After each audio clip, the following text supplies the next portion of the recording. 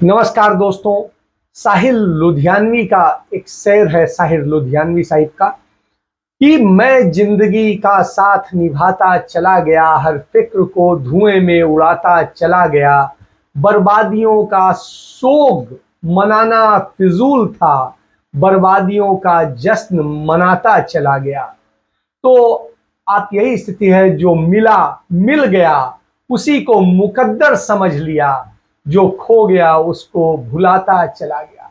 आज हिंदुस्तान की स्थिति यही है, और हिंदुस्तान की जो आर्थिक स्थिति है वो इतनी बुरी है कि उस पर चर्चा शुरू करूं उसके पहले आपको बताना चाहूंगा कि भारत के देश की सरकार चलाने वाले, देश की सरकार बनाने वाले, नरेंद्र मोदी को प्रधानमंत्री बनाने वाले परम आदरणीय देश के, एक होता था पहले नगर सेठ, फिर हो गया राज्य सेठ, अब एक राष्ट्र सेठ।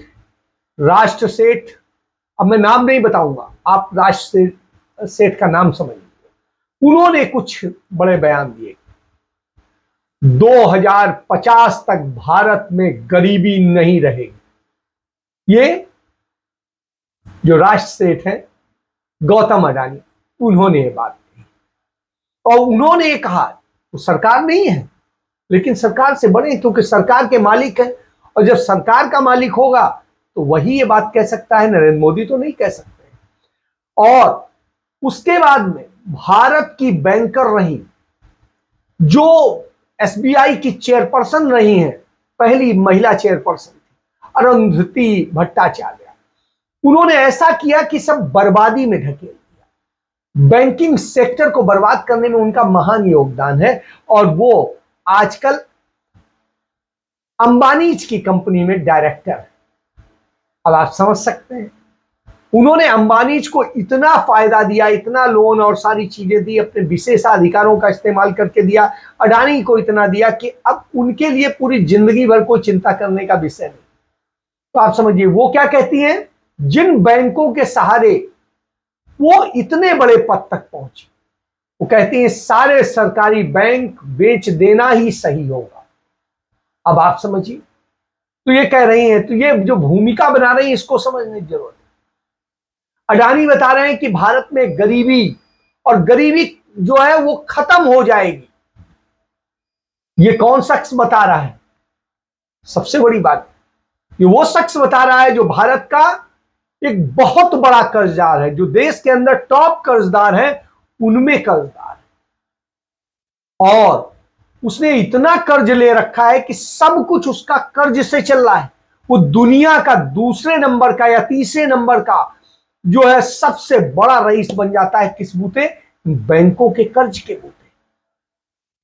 जो खुद में कंगाल है, वह शख्स ये कहता है कि भारत में गरीबी खत्म हो जाएगी, जबकि दुनिया के आंकड़े कहते हैं, जो वैश्विक आंकड़े हैं वो कहते हैं भारत में सामाजिक असमानता, आर्थिक असमानता इतनी बढ़ गई है, इतनी बड़ी खाई बन गई है कि दुनिया के चंद छोटे छोटे, जिनके आप नाम नहीं जानते, वही देश बस पीछे रह गए।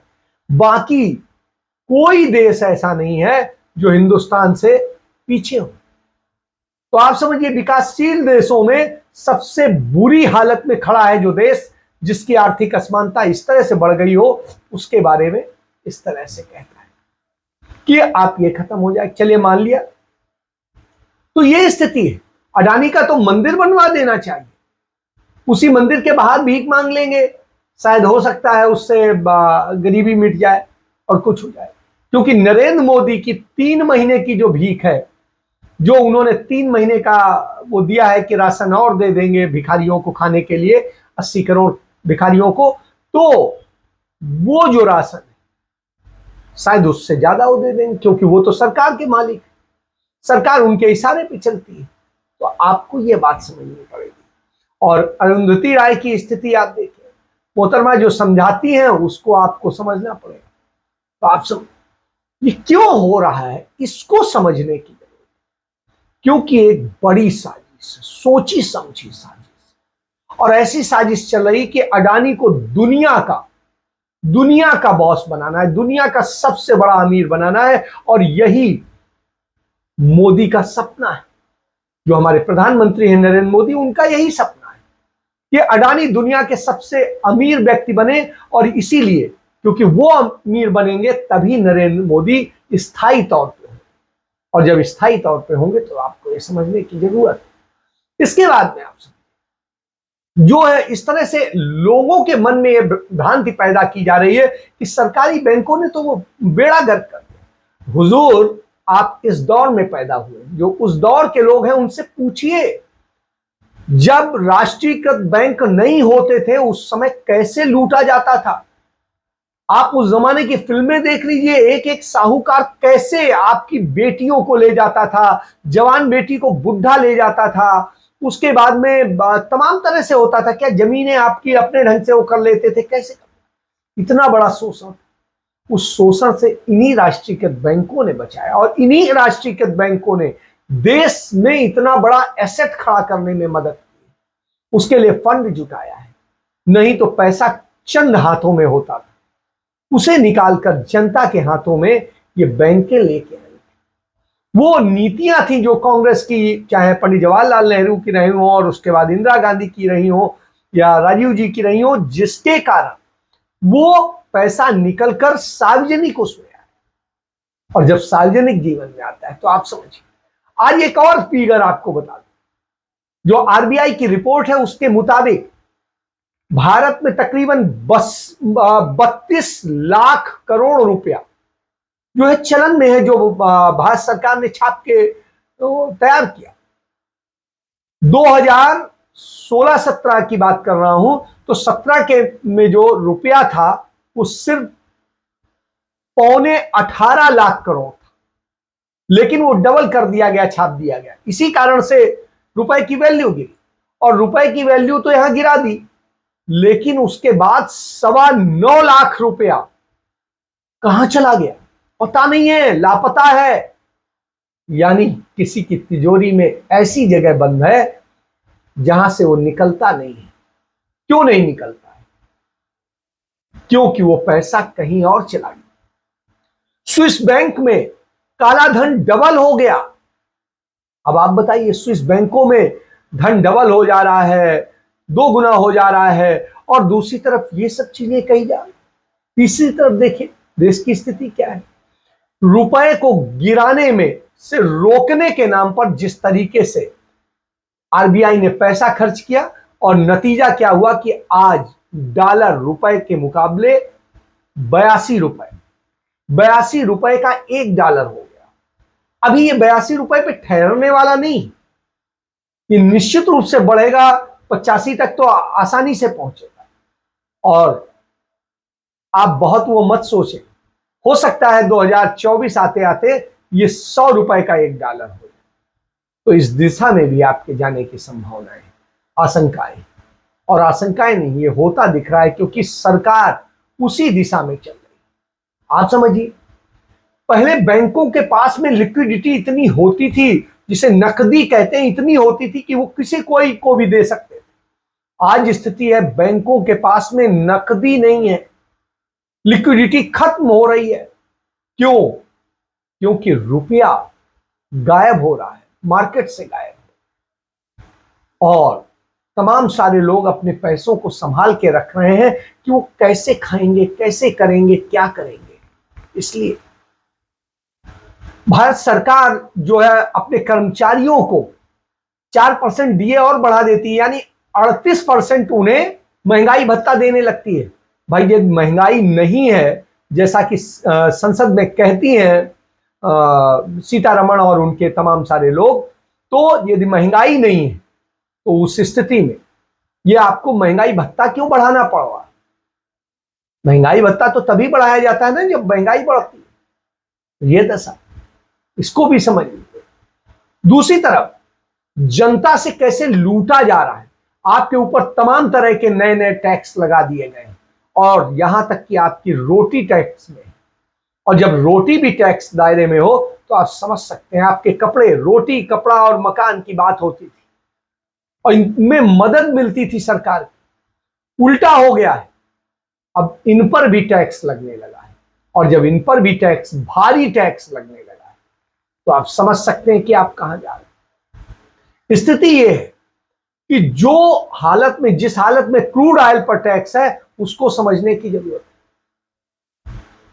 है। $110 प्रति बैरल पर जो तेल हुआ करता था वो तेल आज 80 रुपए में मिल रहा है, 70 रुपए में पहुंच जाता है कभी कभी। तो आज वो 80 रुपए $80 प्रति बैरल पे मिल रहा है, और $80 पे जब मिल रहा हो यानी $30 प्रति बैरल घट गया हो, तो उस स्थिति में उसका लाभ तो जनता को मिलना चाहिए था।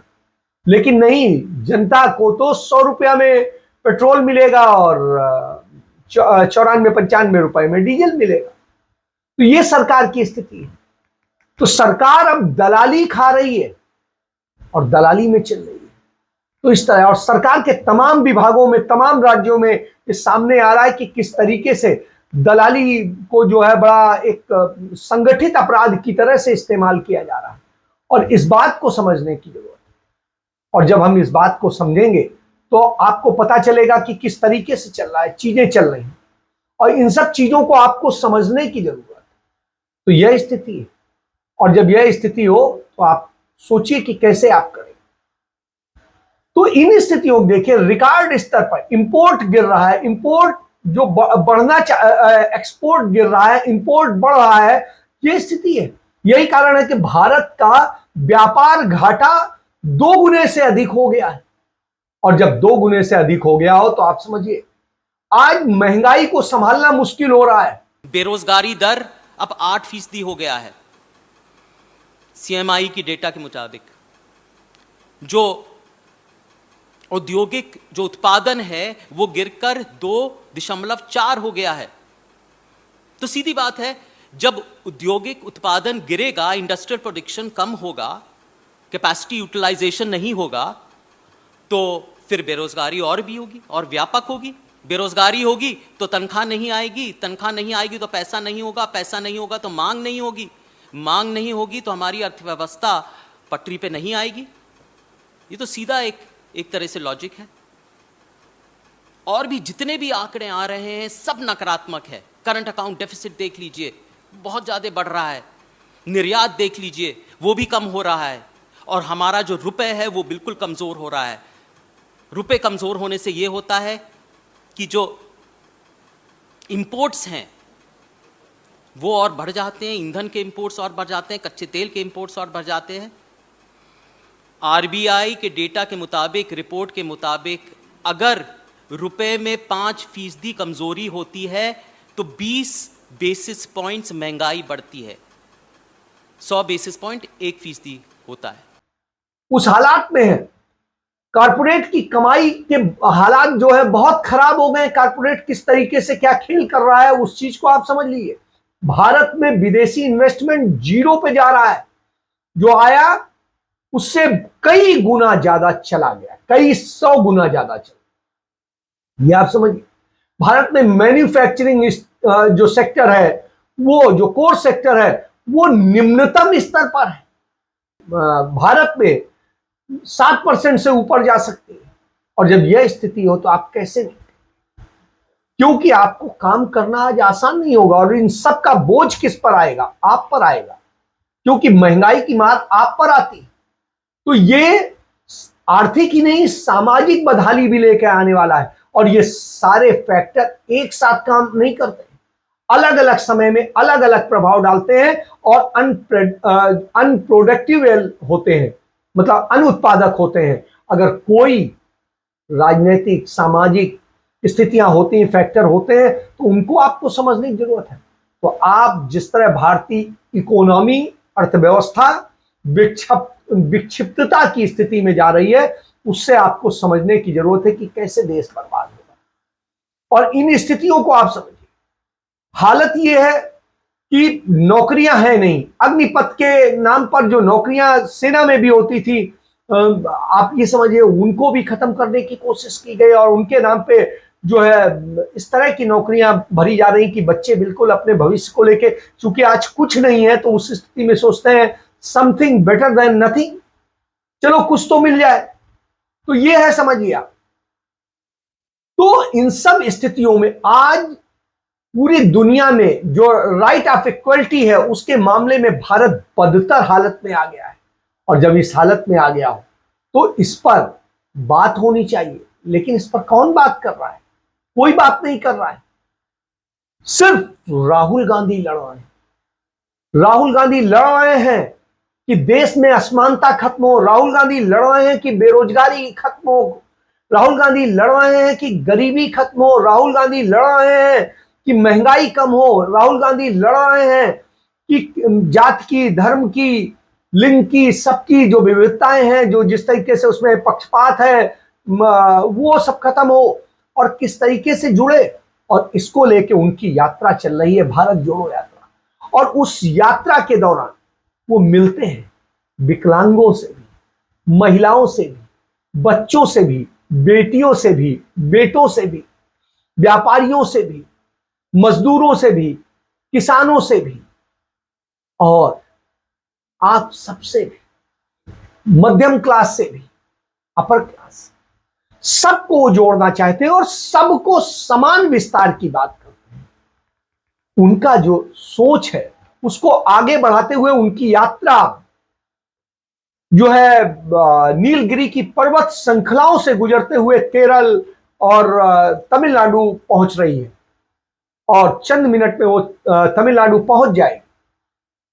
तो आप समझिए कि तमिलनाडु पहुंचने के बाद में ये यात्रा आप कर्नाटक में प्रवेश करेंगे। लेकिन इस दौरान क्या हो? इस दौरान आप ये समझिए, नीलगिरी की पर्वत श्रृंखलाओं से निकलकर राहुल गांधी केरल को धन्यवाद देते हुए आगे बढ़ रहे हैं कि ये जो बुरी स्थिति है उसे खत्म किया जाए। और इसको ये स्थिति है कि जिस समय 2014 मई में, जिस समय नरेंद्र मोदी सरकार में आए, $110 प्रति बैरल पे क्रूड ऑयल था, कच्चा तेल था। और उस वक्त पेट्रोल कितने में था? 71 रुपए में। और डीजल कितने में था? 55 रुपए में। और आज $80 प्रति बैरल पे जो है कच्चा तेल है, जो वो है क्रूड ऑयल। और उसके बाद पेट्रोल 100 रुपए और डीजल 94-95 रुपए। तो ये स्थिति है।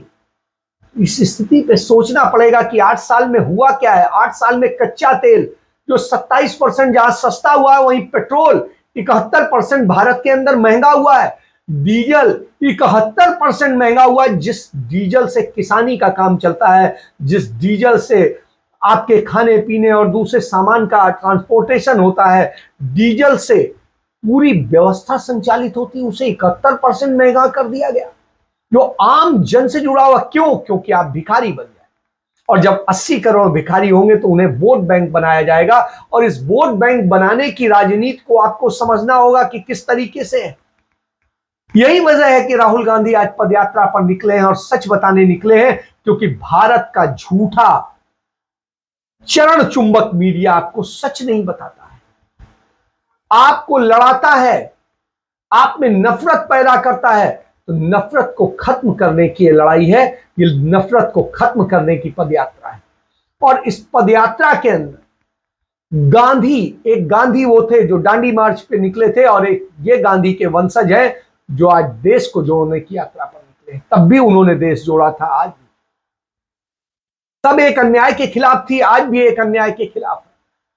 तो इन सारी बातों को समझेंगे जब आप, भाजपा ने कैसे असमानता पैदा की है, कैसे देश को बर्बाद किया है, तेजी से बर्बाद करने की दिशा में काम किया है। नरेंद्र मोदी की सरकार की ये झूठ, बेईमानी, नफरत सब है। और इसमें अब मीडिया बढ़ चढ़ के हिस्सा लेता है, झूठ फैलाता है, नफरत फैलाता है, गलत समीक्षा करता है। होती कुछ बात है और दिखाते कुछ है। आपने देखा राजस्थान के मामले में किस तरीके से उन्होंने नफरत फैलाने का काम किया, दूसरी चीजें करी। तो इन सब बातों को कि किस तरीके से है, तो यही वजह है कि लड़ने के लिए निकलना पड़ा है, यही वजह है कि इसको करना पड़ेगा। तो इसको समझिए, ये कोई सामान्य व्यक्ति नहीं कर सकता है कि 3700 किलोमीटर की यात्रा करे और उसके बाद पैदल चल करके आपके लिए लड़े और आपसे कुछ मांगे भी नहीं। तो ये है। और मीडिया तो सच्चाई आपको दिखाता नहीं है, तो मैं पहले ही बता चुका हूं। इसके बाद में बहुत सारे आंकड़े हैं, वो झूठ दिखाता है कि नरेंद्र मोदी को कोई हरा नहीं सकता है। तो इस झूठ को फैलाने वालों को आपको समझना होगा कि किस तरीके से झूठ फैलाया जाता है। क्यों आप इसे सीरियसली ले लेते हैं? क्योंकि इतना झूठ अब मीडिया नरेंद्र मोदी से भी ज्यादा झूठ बोलने लगा। तो उसके एक आंकड़े आप समझ लीजिए। उसके आंकड़े जो हैं वो ये हैं कि जो पिछला लोकसभा चुनाव हुआ उसमें 90 करोड़ वोटर, और 90 करोड़ वोटर में से जो है कुल वोट पड़े थे 60 करोड़, और इसमें नरेंद्र मोदी यानी भाजपा को 22 करोड़ वोट मिले थे। यानी 38 करोड़ वोटर्स ने भाजपा को, नरेंद्र मोदी को वोट नहीं दिया, नकारा था।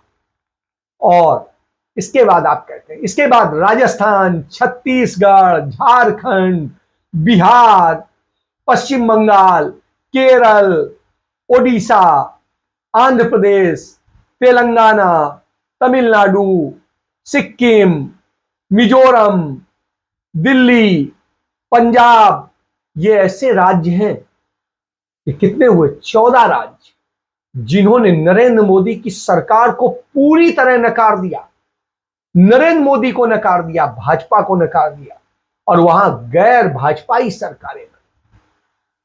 और उन सरकारों में इसके बाद स्थिति यह है कि नरेंद्र मोदी ये प्रस्तुत कराते हैं मीडिया के थ्रू कि अरे कुछ भी हो, आएगा तो मोदी ही। आप उसमें फंस जाते हैं।